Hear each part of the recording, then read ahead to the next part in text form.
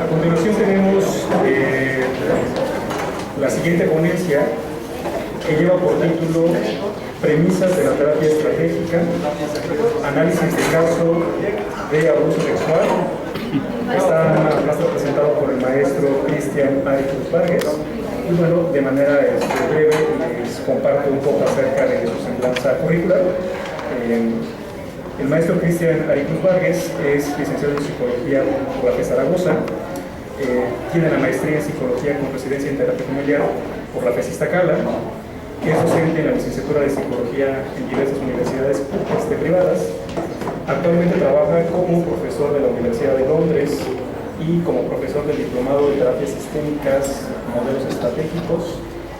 Además tiene una certificación internacional en terapia breve ericksoniana, avalada por el Milton H. Erickson Foundation. Cuenta con diplomados en hipnosis y psicoterapia ericksoniana, así como terapia sistémica. Tiene entrenamiento en terapia breve y familiar. Ha asistido a talleres, cursos, conferencias, los cuales han sido impartidos por diversos personajes de la terapia familiar sistémica.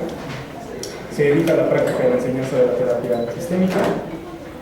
Además ha colaborado como psicoterapeuta en diversas asociaciones civiles e instituciones como el INCUBE. Actualmente es psicoterapeuta en el Instituto H. Erickson de la ciudad de Zahualcóyotl y bueno, pues ha sido ponentes en diversos congresos. Los dejo entonces con el maestro y bueno, pues disfrutemos su ponencia.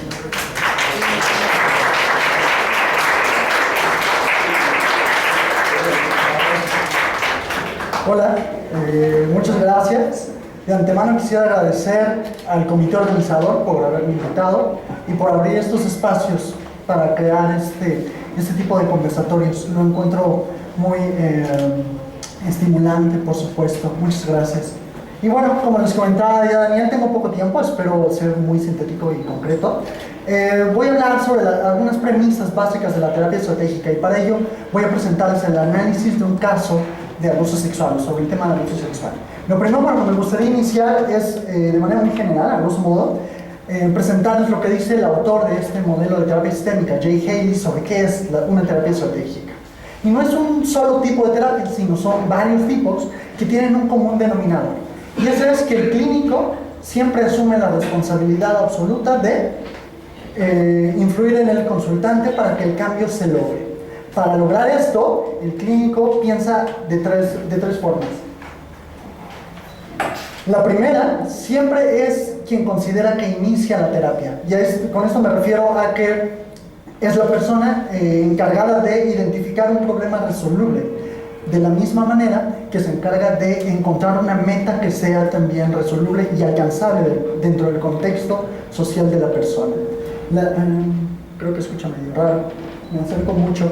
La segunda característica es que este clínico diseña un enfoque particular para cada caso, considerando las condiciones contextuales de los sistemas sociales que rodean a la persona.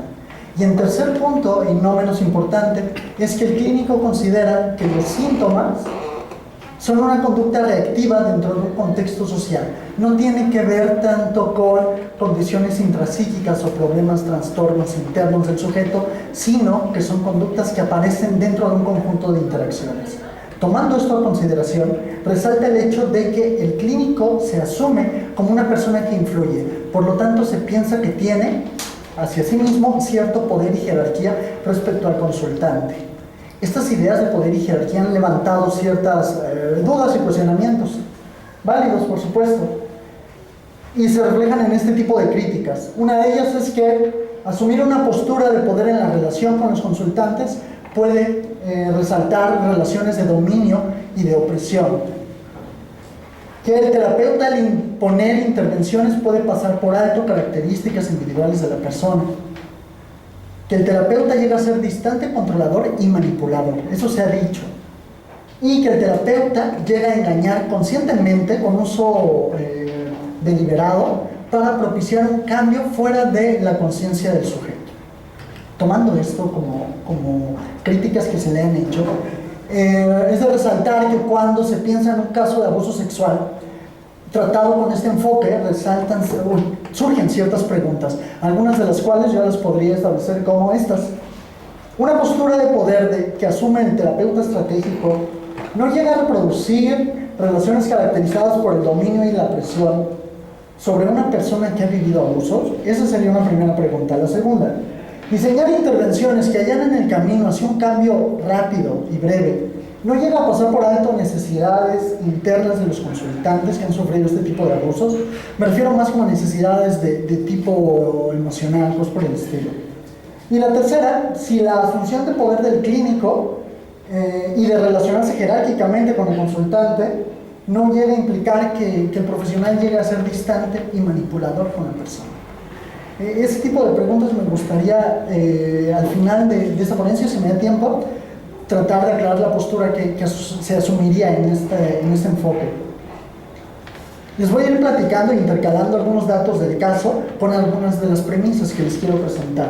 Lo primero sería hablarles de qué es una consultante. Cuando llega a la consulta tiene 20 años, nace en el 94, ahorita ya han pasado varios. Vive con su familia nuclear, mamá, papá, es hija única. La familia de mamá es muy amplia en el número de hermanos. No les pongo ahí todos porque resultan irrelevantes, solamente les pongo un tío, ahorita les comento por qué. También la consultante tiene una relación importante de pareja desde ya hace varios años. La consultante estudia psicología, está en unos semestres intermedios, ya casi para concluir la carrera, y en ese momento decide tomar terapia en un contexto privado. Cabe señalar que este caso fue supervisado por uno de los docentes de esta facultad.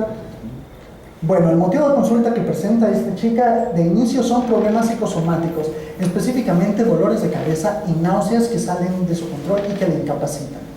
Estos dolores de cabeza habían sido diagnosticados médicamente como migrañas, pero ella consideraba que se asociaban también a ciertas experiencias, tanto a la presencia de estrés en la actualidad como a cosas que había vivido y a lo que la llevaba a querer trabajar en terapia. Parte de estos síntomas tenían efectos sobre su vida. Uno de ellos era que cuando tenía estos síntomas, estos problemas, dejaba de hacer lo que acostumbradamente hacía. Abandonaba sus proyectos sociales, familiares, laborales, las calificaciones empezaban a disminuir y cosas por el estilo. Además, en la relación con el novio también presentaba ciertos problemas como de intimidad.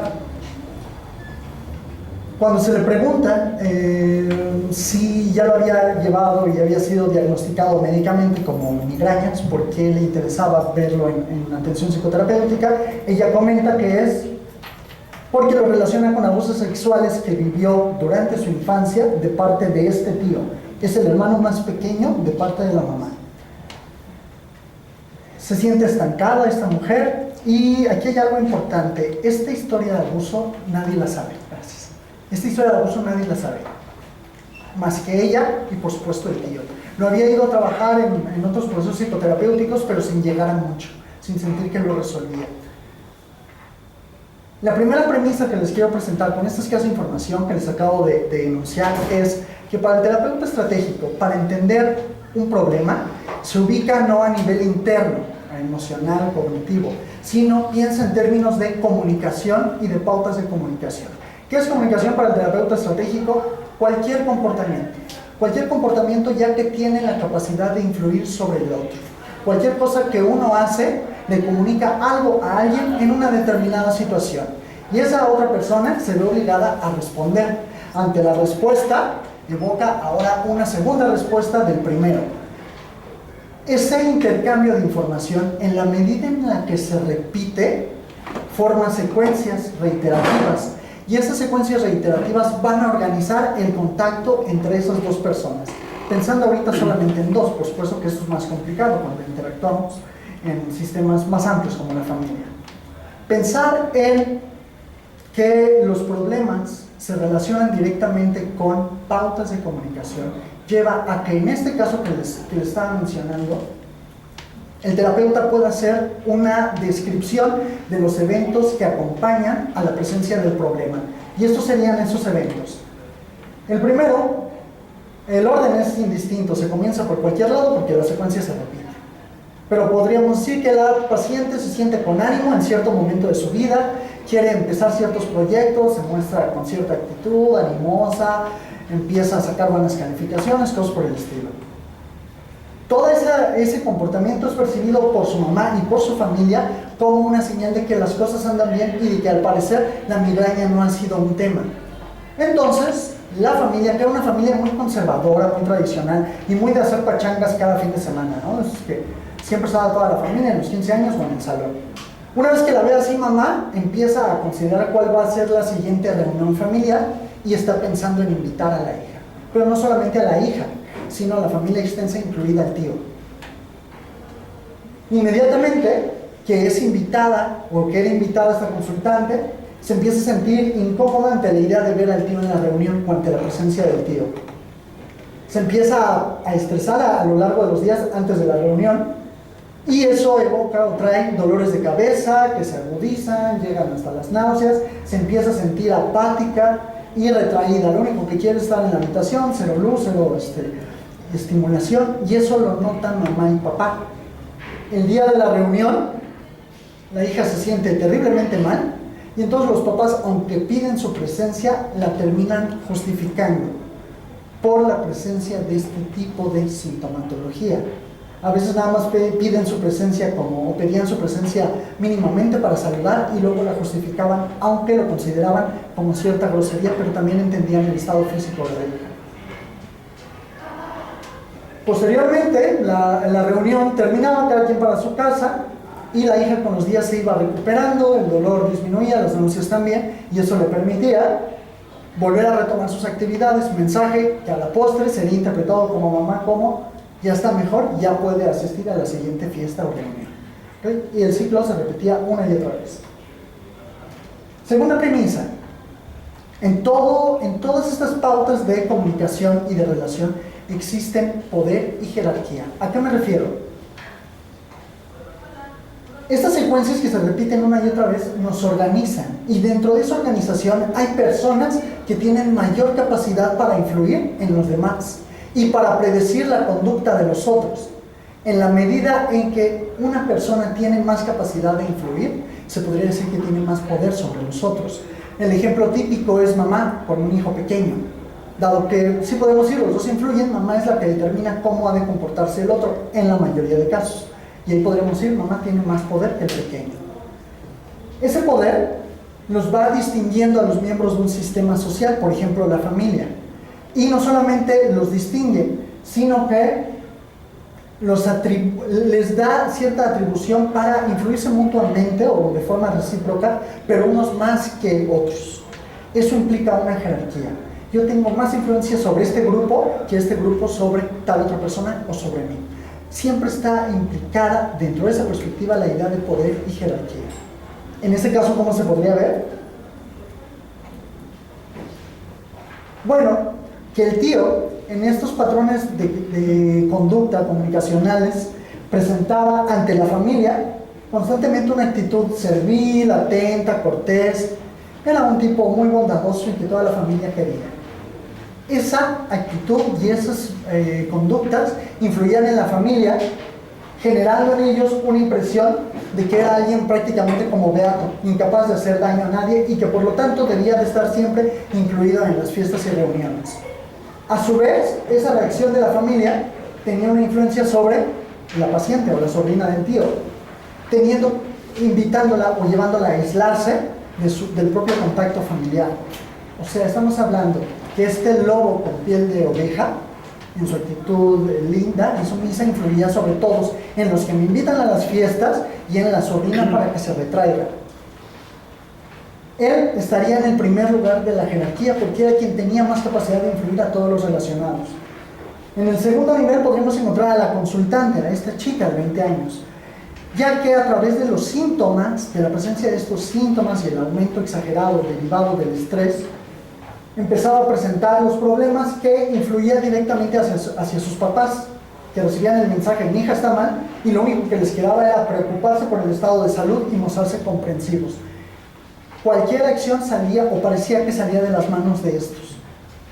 Pero sus síntomas no influían directamente sobre la presencia del tío, solamente sobre la actitud de papás. Y en el último lugar de este patrón problema encontraríamos a los papás. que al parecer no tenían directamente una capacidad de influir sobre ni los síntomas de la hija ni la presencia del tío. Solamente eran, digamos, reactivos ante toda esta situación. La tercera premisa es que dentro de estos patrones, este poder y esta jerarquía existen siempre, o no podemos olvidar, que las interacciones son triádicas.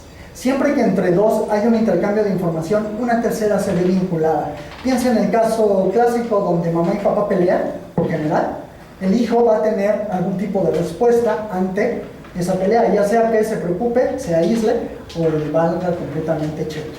¿Okay?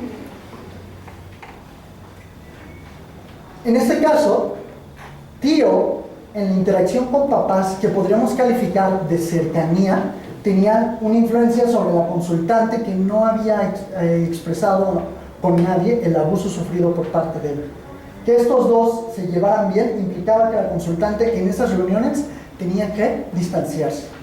Por otro lado, la relación cercana entre consultante y papás llevaban a que la consultante se preocupara por ellos y también ellos por ella. Pero aquí lo interesante es que ella había decidido no contarles nada a sus papás porque los exponía. Eran personas relativamente grandes y el papá padecía problemas de diabetes e hipertensión y sabía que de conocer esa información lo ponía en riesgo directamente a él.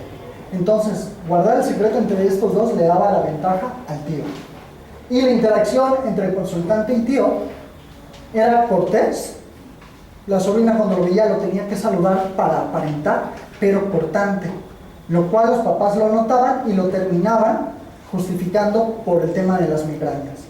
En este tipo de interacción triádica podríamos considerar que, sin saberlo, esto no era una acción consciente, sino más bien en términos de pragmática. Los papás entraban en una coalición secreta con el tío. Pongo comentarios de este estilo. Cuando estaba el tío, los papás le podían decir algo similar a la hija. Ven a saludar a tu tío, no seas grosera. Y pues la sobrina, con todo el dolor del mundo: hola tío, beso y abrazo.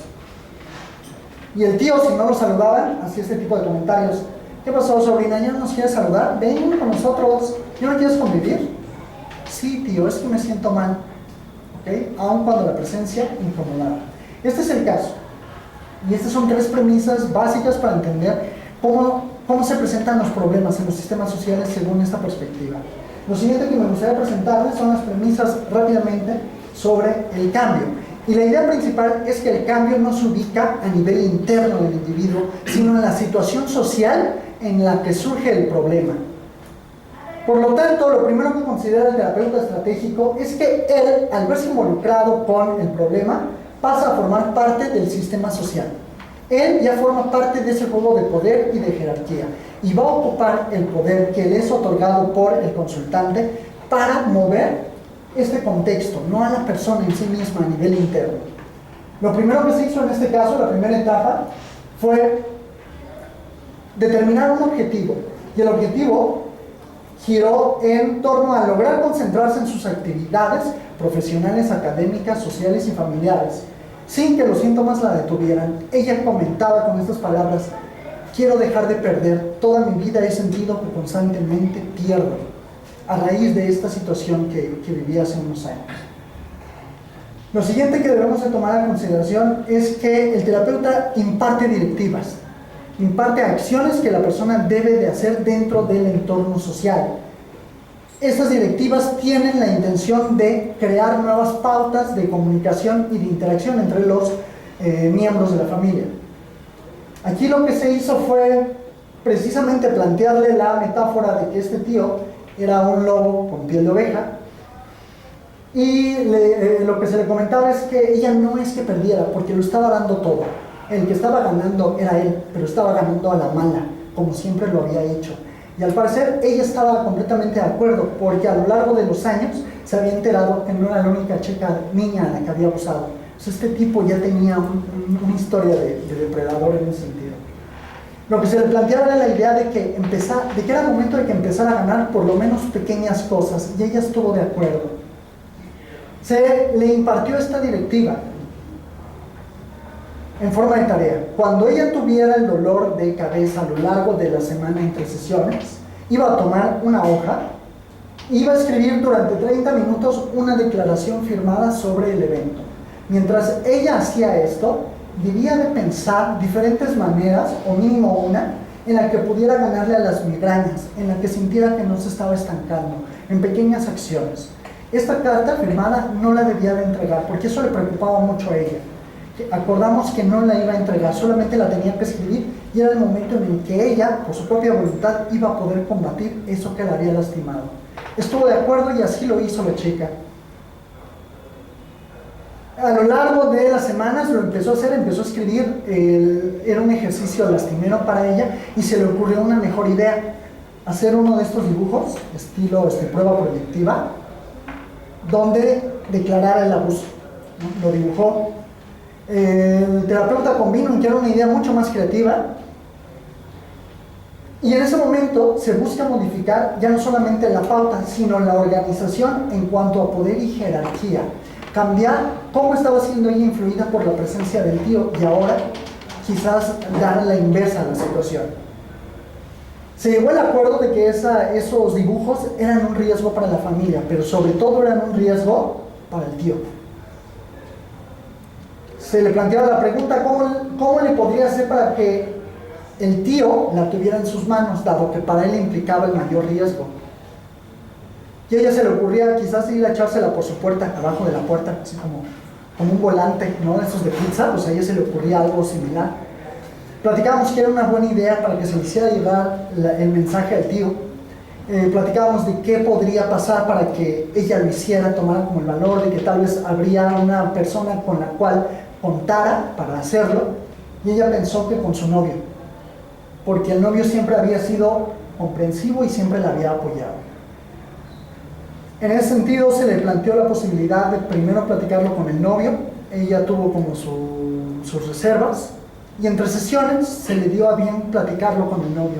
El novio en aquel momento entendió mucho de por qué algunos problemas en la intimidad que compartían, y se empezó a mostrar mucho más comprensivo.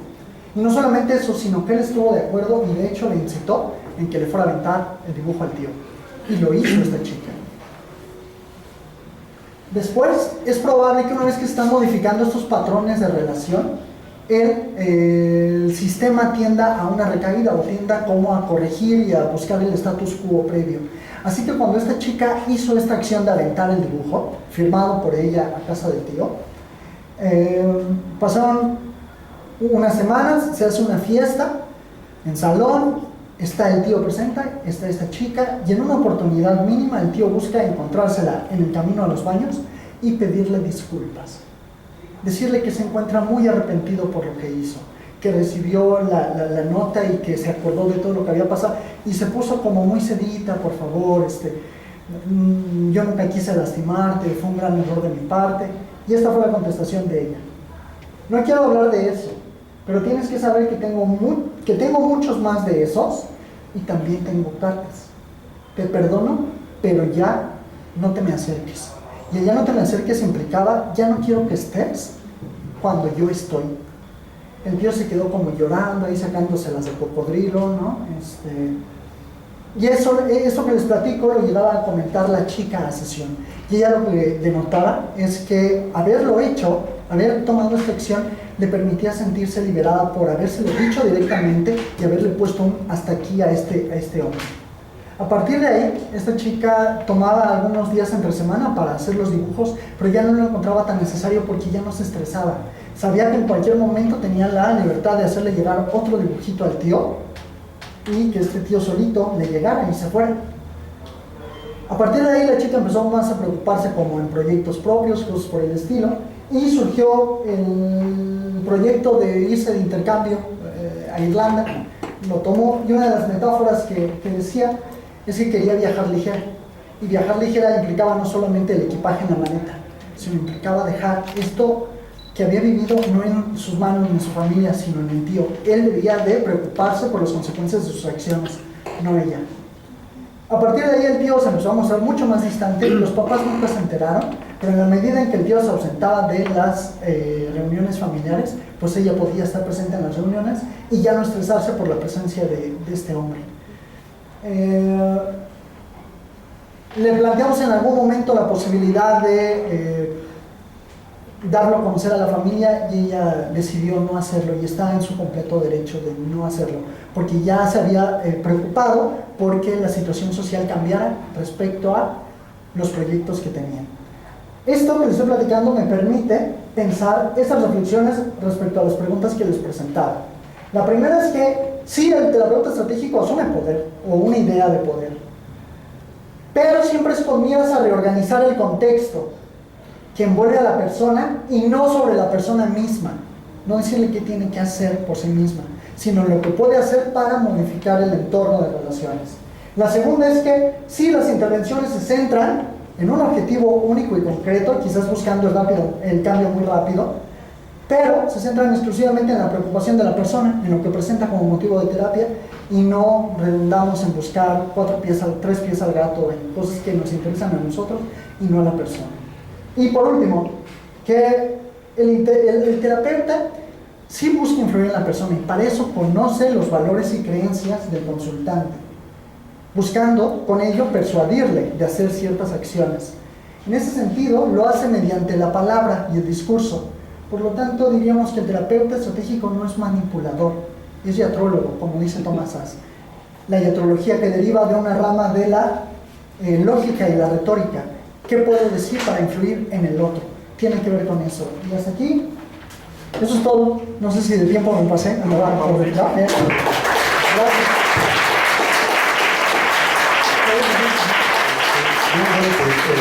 ¿Alguien tiene alguna pregunta que desea hacerle al maestro? ¿Contar?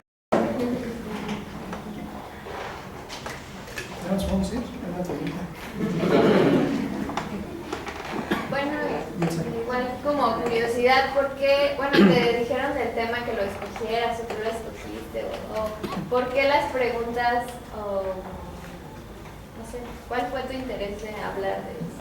Ya, bueno, fuera de las aulas aquí en Zaragoza, yo me enamoré aquí del abordaje estratégico gracias a Sergio, por supuesto.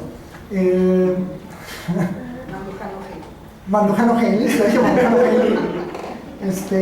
Y bueno, desde que salí traté de hacerlo, traté de formarme, de entenderlo, y una y otra vez lo he estado llevando a cabo. Y en la formación fuera de las aulas me he encontrado con estas críticas. Y esas críticas, cuando reviso estos casos, incluso en la información de posgrado, de repente se tiene esta impresión del trabajo de Hegel, que puede ser opresor, dictador prácticamente, un Führer de la terapia. Y de repente cuando se escucha eso me preocupa porque es algo que yo hago. Creo que no soy quien para defender a Hegel porque él ya lo hizo bien, pero a veces me gusta hablar de cómo yo lo entiendo para promover como otra visión de lo que este autor propuso. No, yo encuentro otra manera de percibirlo. Para mí no tiene que ver con eso, tiene que ver con ampliar las posibilidades del contexto donde se encuentra la persona. Por eso me interesó. No sé si sea taquillero. Gracias. Gracias. Válgame Dios. Ahorita hay mucha, yo diría, o no sé si lo percibo yo así, a lo mejor, si no coincide, si la pregunta tiene lugar, pero tengo la impresión de que hay mucha movilización social actualmente sobre cuestiones de género, educación, pues a mí me parece que es un tema cercano. ¿Te toca de alguna manera a ti como terapeuta hombre, ¿no? Trabajar en una situación así? ¿Estorba, te es útil, lo haces de lado? ¿Qué ocurre con esa dimensión en tu trabajo? Esa es una buenísima pregunta, estoy de acuerdo. Creo que es un tema que se invisibilizó durante muchísimos años y estamos en un momento de quiebre, entonces vale la pena retomarlo. Lo primero que me gustaría comentar es que cuando atendí este caso, yo era ciego a esos temas, o sea, no lo consideraba. Conforme ha pasado el tiempo, me han sensibilizado a otras personas. No termino todavía de tener una comprensión clara. Lo que sí alcanzo a identificar ahorita es que mi postura de género, mis premisas, las que he aprendido a lo largo del tiempo a través de la cultura, de mi educación, influyen. Y pensándolo eso como terapeuta estratégico, siempre trato de estar al tanto de qué efecto está teniendo lo que estoy diciendo y desde qué lugar lo estoy diciendo.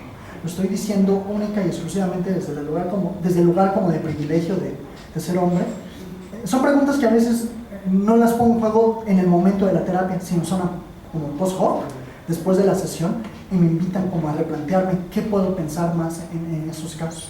Pues creo que sí, implica una formación aparte, que todavía no he tenido el placer de llevarla ampliamente, pero sí, o sea, me parece destacable. Creo que el terapeuta en esa postura tiene que pensarlo. Es mi opinión. No sé si respondo, ¿sí? Sí. Bueno, pues vamos a darle las gracias al maestro Ari. Gracias a todos.